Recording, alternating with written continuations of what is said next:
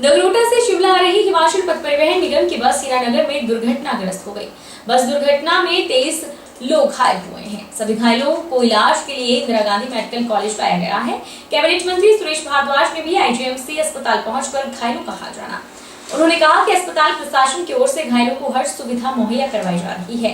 अस्पताल के वरिष्ठ चिकित्सक डॉक्टर जनकराज खुद स्थिति की निगरानी कर रहे हैं।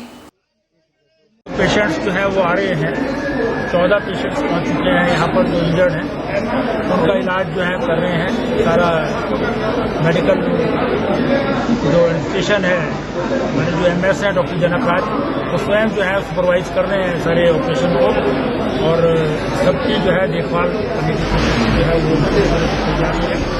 कुछ अभी पेशेंट्स और हैं जो पुलिस के द्वारा बताया गया है और एक पेशेंट अभी जो है वो बस में दबा हुआ था, उसके लिए जो है वो कटर इत्यादि जो है वो उनका उपयोग किया जा रहा है ताकि जो बस का पोर्शन है उसको काट दिया जा सके और उससे निकाला जा सके। और as per the version of SP Shimla 1% व्यक्ति की जो है शायद मृत्यु हो गई है, ऐसा जो है उन्होंने इन्फॉर्म किया है।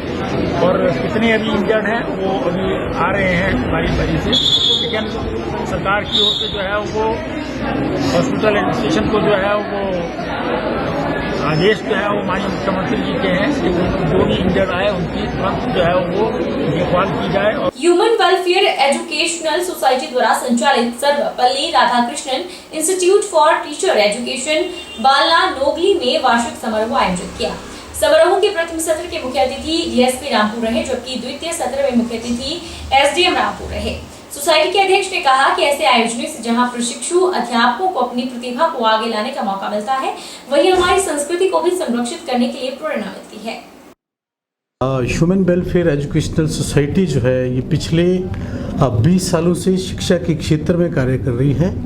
तो ऐसे ही इसके अंतर्गत Sarvepalli Radhakrishnan institute for teacher education एक संस्थान नोगली में है, जहां आज वार्षिक पारितोषिक समारोह उत्सव मनाया जा रहा है और जिसमें कि ये सोसाइटी कोशिश करती है एक अध्यापन प्रशिक्षण जो है वो एक अच्छी तरह देने की हम कोशिश करें और एक अच्छे अध्यापक हम समाज के लिए दें और एक जितना बेस्ट हो सकता है उतना ये सोसाइटी कोशिश करती है।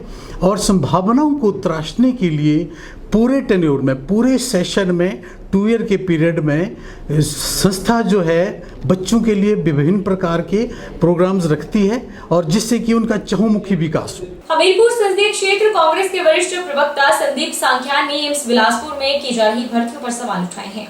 उन्होंने कहा कि एम्स बिलासपुर में 133 पदों की भर्तियों के साक्षात्कार नोएडा की ब्रॉडकास्ट इंजीनियरिंग कंसल्टेंट इंडिया नामक कंपनी के माध्यम से क्यों किया जा रहा है। उन्होंने सवाल खड़े करते हुए कहा कि बाहरी कंसल्टेंट्स के माध्यम से सीधे तौर पर कमीशन खोरी को बढ़ावा दिया जा रहा है। ये एक बड़ा सवाल और गंभीर जांच का विषय है, जिसकी जांच होनी चाहिए। माध्यम से मैं जो आज प्रश्न उठा रहा हूँ वो एम्स के अंदर 133 पदों के जो आवेदन इन्होंने बेरोजगार युवाओं से मांगे थे, आज उनको भरने का समय आ गया है। लेकिन हैरानी की बात यह है कि उनका जो इंटरव्यू है वो ब्रॉडकास्ट इंजीनियरिंग कंसल्टेंट कोई नोएडा की कंसल्टेंसी कंपनी है जो इन लोगों को वहां पे इंटरव्यू लेगी और उसके बाद इनको नौकरी के लिए वहां बिलासपुर एम्स में रखेगी। लेकिन विषय ये है कि ये जो कंसल्टेंसी है, ये कंसल्टेंसी बेसिकली ये पता लगा है कि ये मिनिस्ट्री ऑफ इंफॉर्मेशन ब्रॉडकास्टिंग के अधीन काम करती है और मिनिस्ट्री ऑफ ब्रॉडकास्टिंग के जो मंत्री हैं वो कौन है, वो किसी से छुपा नहीं है। एम्स के अंदर जितनी भी नियुक्तियां की गई हैं या जितनी भी भर्तियां की गई हैं वो पहले ही सवालों के घेरे में है।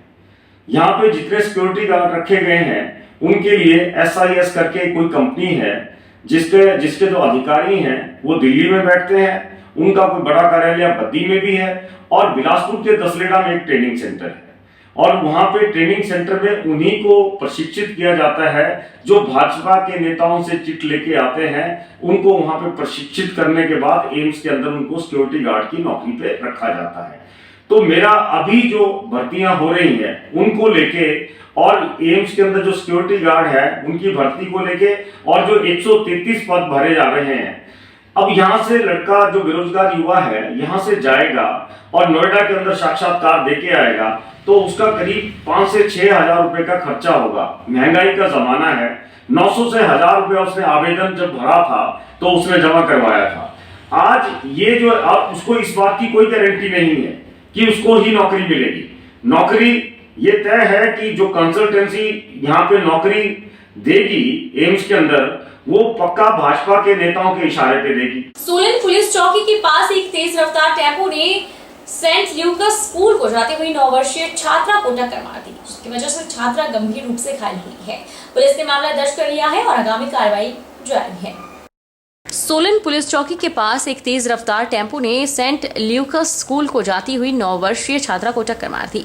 छात्रा के परिजनों ने रोष जाहिर करते हुए कहा कि छात्रा सुबह स्कूल के लिए निकली थी और उन्हें सूचना मिली कि एक तेज रफ्तार टेम्पो ने उनकी बेटी को टक्कर मार दी है, जिसकी वजह से वह गंभीर रूप से घायल हुई है। वह तुरंत अस्पताल पहुंचे, जहां चिकित्सकों ने बताया कि उसकी टांग की हड्डी टूट गई है और उसका जल्द ऑपरेशन किया जाना है। उन्होंने कहा कि यह सारी लापरवाही ट्रक चालक की है, जो तेज रफ्तार से चला हुआ था। वह अपने ट्रक पर नियंत्रण नहीं रख पाया और रेलिंग तोड़ते हुए उनकी बेटी को टक्कर मार दी। वे चाहते हैं कि चालक के खिलाफ सख्त कार्रवाई अमल में लाई जाए। नगर पंचायत अम्ब उपाध्यक्ष का चुनाव एसडीएम अम्ब डॉक्टर मदन कुमार की अध्यक्षता में संपन्न हुआ। इसमें वार्ड नंबर 5 के पार्षद उपदेश कुमार को निर्विरोध रूप से उपाध्यक्ष चुन लिया गया। उपाध्यक्ष की यह कुर्सी अनुसुईया देवी के द्वारा अपने उपाध्यक्ष पद से इस्तीफा दे देने के चलते खाली हुई थी। तो बहुत खुशी है कि सभी पार्षदों ने मिलकर मेरा साथ दिया है और मैं आशा करता हूं कि मैं जिन्होंने मेरा इतना साथ दिया मैं उनकी उम्मीदों पर अच्छा उतरूंगा और नगर पंचायत के लिए हम अच्छा काम करेंगे सभी पार्षद मिलकर। तो जब मैं यही कहना चाहता हूँ इसके बारे में विश्वास नहीं करना चाहते हैं, कोई भी ऐसी बात नहीं है। हम जो भी काम करेंगे बहुत जोर से करेंगे, मिलकर करेंगे, सभी पार्षद मिलकर करेंगे। भाजपा प्रदेश कार्यकारिणी समिति के सदस्य तरसेम भारती के जन्म दिवस पर रक्तदान शिविर का आयोजन हुआ। रक्तदान शिविर में 50 यूनिट रक्त इकट्ठा किया गया। तरसेम भारती ने बताया कि पीड़ित मानवता की सेवा के लिए रक्तदान शिविर लगाया गया। साथ ही 130 सामाजिक संस्थाओं को उनके उत्कृष्ट कार्य के लिए सम्मानित भी किया गया। यहाँ रक्तदान शिविर का आयोजन किया गया। इसके पीछे का उद्देश्य हमारा ये है कि समाज में मानवता की सेवा करने के लिए, दूसरे को प्रेरित करने के लिए कि जब हम कोई पहले दान करते थे तो हमारे बुजुर्ग कहते थे गुप्त दान किया जाए और किसी को ना बताया जाए, पर इतने बड़े संसार के अंदर हम चाहते हैं सबकी सहायता हो, सबके अंदर सहायता की भावना उत्पन्न हो। उसको चलते हम चाहते हैं कि जो आप अपने जीवन में किसी की अगर सहायता करते हैं उसकी बात को आप अगले कुछ लोगों तक बताएं, ताकि उसकी प्रेरणा लेकर दूसरे व्यक्ति भी उस तरह का कार्य करने की क्षमता रखे और आगे अंतर्राष्ट्रीय वॉलीबॉल प्रतियोगिता में सिल्वर मेडल लाने पर वन विभाग रामपुर में कार्य वन रक्षक अंबिका का अधिकारियों ने स्वागत किया। अधिकारियों ने उन्हें सम्मानित करते हुए कहा कि भविष्य में और ऊंचाइयों को छूने के लिए विभाग की ओर से उन्हें पूरी मदद की जाएगी। अंतर्राष्ट्रीय वॉलीबॉल एसवीसी चैलेंज कप 24 से 29 जून तक थाईलैंड में हुआ था। अंतर्राष्ट्रीय वॉलीबॉल कोच एवं अंबिका के कोच प्रीतम चौहान ने बताया कि वॉलीबॉल में महिला विंग के अंतर्राष्ट्रीय स्तर पर बेहतर प्रदर्शन को देखते हुए आने वाले समय में इस खेल में संभावनाएं काफी बढ़ गई है। उन्होंने बताया कि पहली बार हुआ है कि राष्ट्रीय स्तर की कोचिंग में भी 50 में से 6 लड़कियां हिमाचल की निकली थी, जिनमें 3 खिलाड़ी अंतर्राष्ट्रीय स्तर की हैं। उन्होंने बताया कि अंतर्राष्ट्रीय स्तर की महिला खिलाड़ियों में एक सराहन में वन रक्षक के पद पर कार्यरत है और अंबिका भी रामपुर में ही वन रक्षक है, जबकि एक किन्नौर से संबंध रखने वाली लड़की का हाल ही में राजस्थान सरकार ने पुलिस विभाग में सब इंस्पेक्टर के पद पर नियुक्ति दी है। सेंटर है जो अब जो है NCOE के नाम से नेशनल सेंटर ऑफ एक्सीलेंस के नाम से जाना जाता है। उस वक्त जो स्पोर्ट्स ट्रेनिंग सेंटर के नाम से था, वहाँ पर जो है ट्रेनिंग कर रही थी ये। और स्पोर्ट्स कोटे में क्योंकि पहली बार जो है 2019 में हिमाचल यूनिवर्सिटी का जो है all India inter university women section में हिस्ट्री में हिमाचल वॉलीबॉल की हिस्ट्री में पहली बार गोल्ड मेडल आया है। उस गोल्ड मेडल टीम का भी ये हिस्सा थी।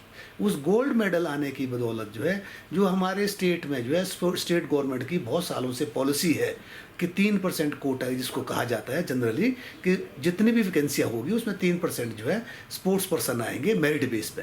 तो वो उस गोल्ड मेडल की वजह से और इसके सीनियर नेशनल में परफॉर्मेंस की वजह से इसको जो स्पोर्ट्स कोटे में जो है फॉरेस्ट डिपार्टमेंट वालों ने इसको जो जॉब दी है। मैं फॉरेस्ट डिपार्टमेंट का भी बहुत बहुत धन्यवादी हूँ। इसके साथ 2 लड़कियाँ और उसी हॉस्टल से मेरे वाले बैच से, एक पालमपुर में है उसकी पोस्टिंग है, तलवी है, और दूसरी जो है वो भी अंतर्राष्ट्रीय खिलाड़ी है, 2017 में ब्रिक्स गेम में गई थी वो चाइना में, वो जो है सरान में उसकी पोस्टिंग है वहाँ पर। अंतर्राष्ट्रीय वॉलीबॉल खिलाड़ी अंबिका ने बताया कि उनका अभ्यास निरंतर जारी है। अगला लक्ष्य आने वाले एशियन गेम्स में गोल्ड मेडल लाना है और वह इसकी तैयारी में जुटी हुई है। वन मंडल रामपुर के डीएफओ विकल्प यादव, जो खुद भी रोजाना 10 से 15 किलोमीटर की दौड़ लगाते हैं, उन्होंने बताया कि वह खिलाड़ियों को हर वक्त प्रोत्साहित करते हैं। उन्हें यथासंभव मदद का प्रयास भी विभाग की ओर से किया जा रहा है। विषय में अभी एशियन गेम होनी है, उसके लिए प्रिपरेशन कर रहे हैं और उसमें अच्छा करने की कोशिश कर रहे हैं। तो आपको ये इसमें यहाँ तक पहुँचने में का प्रेरणा कैसे मिली है? यहाँ तक पहुँचने के लिए हम पहले हॉस्टल्स में थी, वहाँ पे अच्छी प्रैक्टिस की है। फिर उसके बाद में यहाँ पे डिपार्टमेंट में आई डिपार्टमेंट ने बहुत ज़्यादा सपोर्ट किया है, सर ने बहुत ज़्यादा सपोर्ट किया है, प्रैक्टिस के लिए सपोर्ट करते हैं और मतलब दोनों ड्यूटी और प्रैक्टिस को दोनों को बैलेंस किया है और फिर सर डिपार्टमेंट ने सर की वजह से हुआ है। इसी इनको बूस्टअप करने के लिए we have issued her recognition certificate, plus उसके अलावा मैं हायर अप्स को भी लेटर लिखूंगा ताकि they recognise her contribution and whatever the state policy says regarding performance at such a high level, तो उनको उस तरह से रिकॉग्निशन मिले, कंट्रीब्यूशन मिले। बहरहाल बुलेटिन में इतना ही। आप देखते रहिए HP24 न्यूज़।